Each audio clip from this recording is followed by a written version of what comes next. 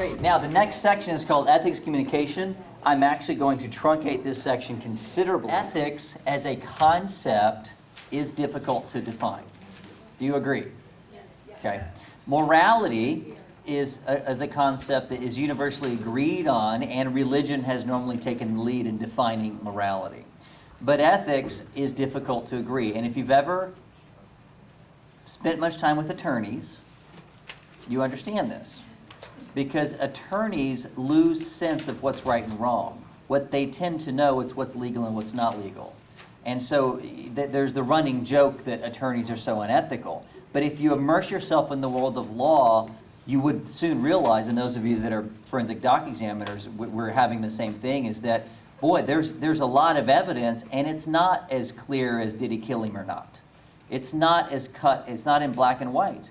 There's all these gray areas of the law and procedure, and they're all very important. It is important whether or not they can come into your house and take evidence without a warrant. These are important things. And so as you get into all the subtleties and details, you judge the attorneys as they're unethical, when in fact, they've just been in this world so long, there's so many details, they're doing the best they can to work within this law, which is basically fluid, by the way. Laws change day by day that we never hear about. The reason I mention that is because people want to know, can you judge an ethical person by their handwriting? Okay? She's like más o menos a little bit. Well, can you define ethics for me, first of all? I would argue that all of you would have a different definition of it. And what do you say is ethical, what is not ethical? We live next door to an Orthodox Jewish family, and their beliefs and their protocol and their ethics and what they do are completely different than ours. Beth gets to go turn the lights off on Saturday because she forgot to turn the light switch off, or turn it on, right? On, because at night, right? Right, so she's like, I can't ask you, but it would not be a bad thing if you could walk over there and turn the dryer on. Does we know why they do? I mean, am I talking Greek to you? Yes. Yeah. Oh, I'm sorry. Orthodox Jews don't work on Saturday.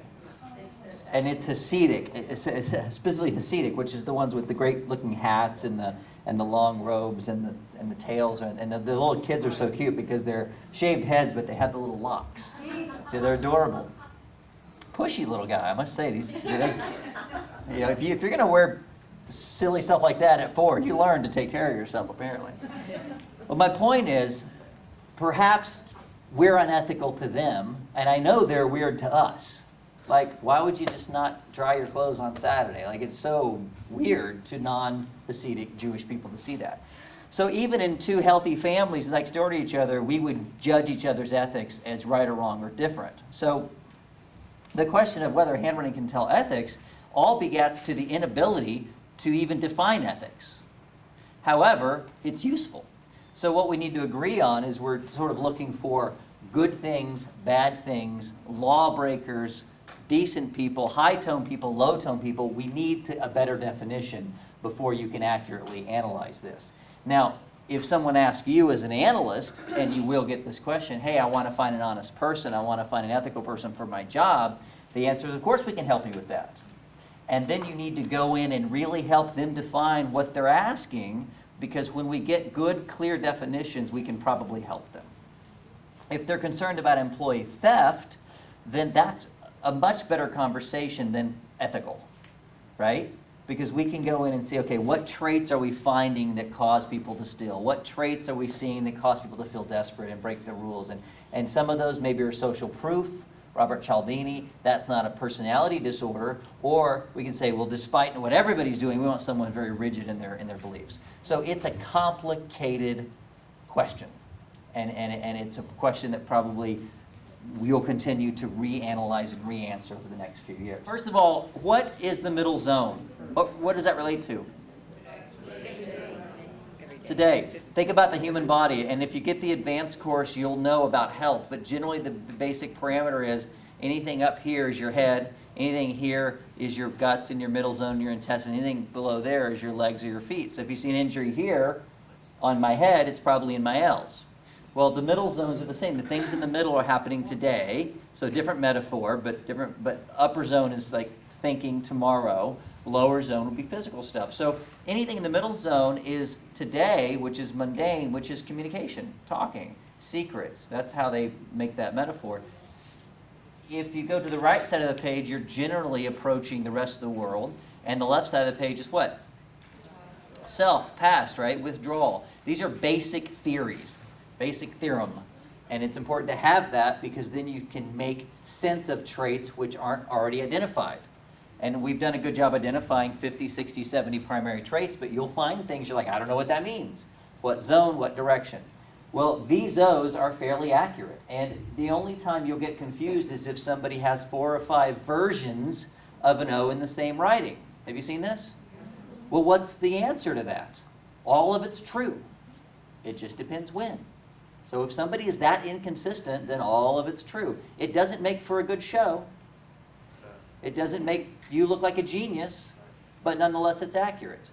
You know, if your purpose is simply to entertain at parties, then obviously that's not the best person to do. But if you're helping somebody change their lives, you know that, wow, there's a lot of inconsistency here. Let's get to the root of this.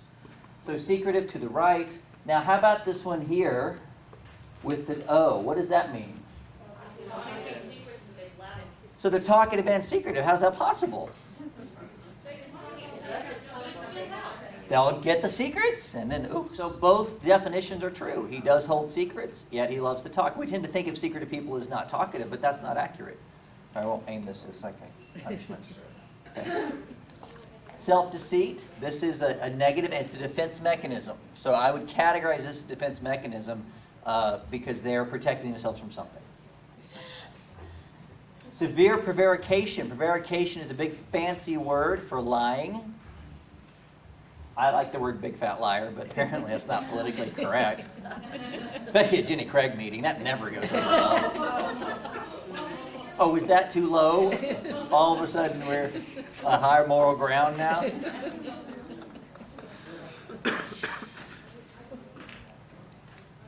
There is some confusion in Walker's book about what is a pathological liar versus a liar. And that confusion is legitimate because I believe that in one of the versions of Walker's book, we've got this labeled as pathological liar. And then the other version, which I believe is my interpretation, is the O that is very large and connected, which is there. Which one's pathological? Let me ask you, what does pathological mean? You don't know or you don't have control? No, I'm asking. I'm seriously asking, what is the definition? Because depending on how you define pathological, it could be either one or both. Diseased logic. Diseased logic. They really don't know. They believe the lies they're telling. Okay, so we're in agreement that pathology tends to be sort of a self-deceit on top of lying with the compulsion to lie, correct? Okay, so this one, do they have a sense of the fact they're lying? Well, that one knows they're lying. The talkative is what is compulsive, right? So they're lying and then they can't shut up about it. So they're talkative, which makes them very entertaining, I would think, as a liar, as a liar. This, not necessarily talkative, but incredibly deceitful. So in my opinion, this is more pathological because it has more self-deceit. There's clutter in that O, and where there's clutter, there's confusion. So I guess in my opinion, this is more pathological. And Dr. Walker's opinion 20 years ago, the other one was, quote, pathological because they had talkativeness.